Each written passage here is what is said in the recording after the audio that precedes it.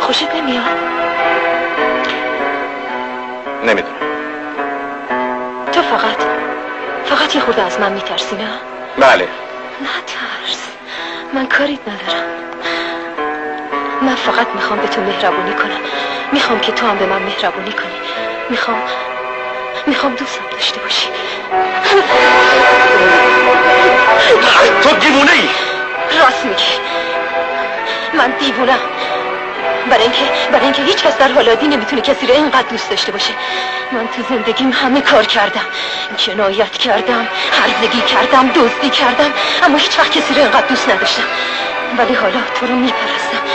میخوام الان تمام گوشتای بدنتو زیر دندونم له کنم و به هر قطره خونت بگم دوستت دارم. محسن نرو، بذار بهت بگم. محسن چرا نمیخوای بفهمی؟ من با تمام وجودم تو رو دوست دارم.